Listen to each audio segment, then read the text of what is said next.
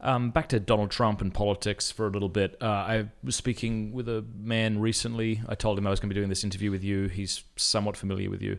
And he was just sort of bemoaning the fact that we have a man in the Oval Office who has lived a very immoral life. And there are a lot of people who kind of say this, and they'll say, well, therefore I can't vote for Donald Trump because of the man he is, the man he shows himself to be.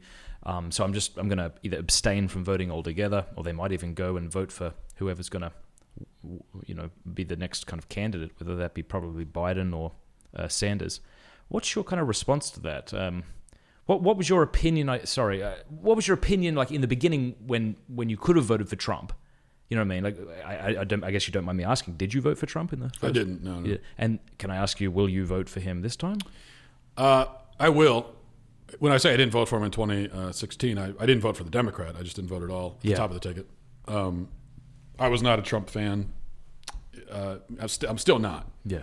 I wouldn't call myself a Trump fan. Now, I don't think we should be fans of politicians in general. Good point. So, but I have a lot of issues with Donald Trump. I think my main policy-wise, I think he's been pretty good. He hasn't been as bad as I thought he would be.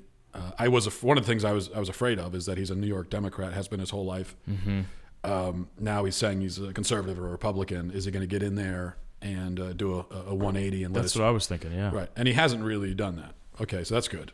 And he surrounded himself with some real conservatives, especially on the pro-life issue. I think there's been some good stuff there. So that's all good, and that's why I would vote for him again. Is for that reason. You would vote for him for a first time. I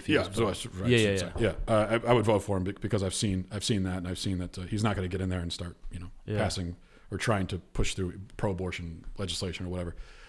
But my other concern with Trump was the long-term effect on the conservative movement of having it led by this guy. Is that going to, 10 years down the line, 15 years down the line, are we still going to be paying for that because we have forfeited our credibility in so many ways in order to defend every last thing that comes out of this guy's mouth?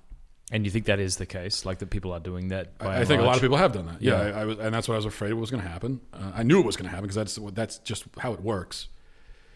And so I don't know. I think some people are going to say that the never Trumpers who oppose Trump have been proven wrong.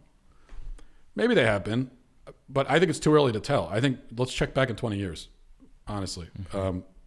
We always want to come to these conclusions so quickly, but you have to take this historical view. I think that years down the line, we'll look back. How does history remember Donald Trump? What happens after him? Where do we go from here? And does he have the effect of essentially ending the conservative movement because it became all about defending everything he says, whether it was completely opposed to conservatism or not? And then he's out of the picture. And what happens then? I don't know. Is the question, is the answer. I don't know what happens, but I'm afraid that maybe. So if you had a friend who said to you, I'm not going to vote for Donald Trump, I just can't in good conscience, I also can't vote for the other person on the ticket, would you try to talk them into voting for the lesser of two evils? Like, is that a legitimate thing that you think people should consider doing? Or do you think, no, that's a respectable choice, don't vote for anyone? First of all, anytime someone says they don't want to vote, I always respect that. I'm not one of these people that says, "Oh, you have to vote no matter what. Just get out there and vote. It's your civic duty." Do you know in Australia you get fined if you don't vote? I think that's crazy. Yeah, I do too. That's nuts.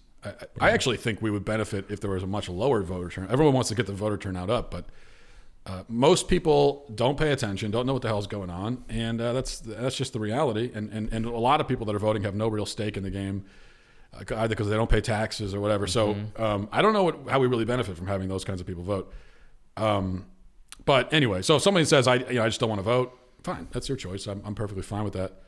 I think if you're a Christian or a conservative, you absolutely cannot vote for a Democrat under any circumstance. I never would. That's crazy. All right, now I agree with you, but kind of lay that out for us. Why can you never under any circumstance vote for a Democrat? Well, if this was 50 years ago, then I wouldn't be saying that. But it's not 50 years ago. It's now, and now the Democratic Party has positioned itself to be totally fundamentally opposed to everything that we stand for. As let's just say, narrowed it down to Christians, everything we stand for in our faith, the Democratic Party is opposed to. And I don't think we have to go further than just pointing out that in the Democratic Party, their position, their platform is that it is okay to kill babies through every stage of pregnancy, right up until the moment of birth. Like if that were the only thing, if that were it, that would be a good reason not to vote. Right.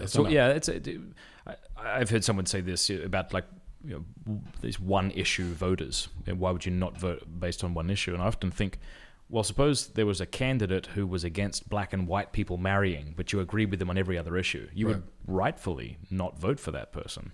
I would love I would love the luxury of not being a one issue voter. If we were living in a culture where everybody agreed you shouldn't kill babies. Yeah. And so we don't have to talk about that. And then we're having an election between people and their disagreements on other issues. That'd be great. Now we can now maybe you could really justify voting for either one, but you can't. So Donald Trump, whatever he really believes in his heart or has believed in the past, I don't know. Nobody knows. Yeah. But I'm less interested in what he actually believes. I kind of don't care. Right. It doesn't, as long as he's it doesn't actually matter really, because that's up to God to judge. So, and that's why I'm saying, I didn't vote for him in 2016. I would vote for him in 2020 because I would too, just to lay my cards on the table. I mean, I can't vote because I am not a citizen actually, but if I were, I would. You foreign, get the hell out of my country. Alien, and I'm not afraid. You have no idea what I've been through as an alien. It's an immigrant. Well, Donald Trump said, the immigrants, you guys are bringing drugs, you're bringing all kinds of crime.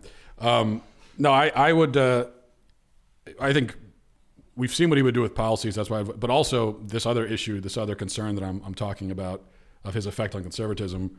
As far as I'm concerned, that damage is done already anyway. So you can't put the toothpaste back in the tube. So I'm not factoring that makes in. Sense. And that's why I would, vote for him.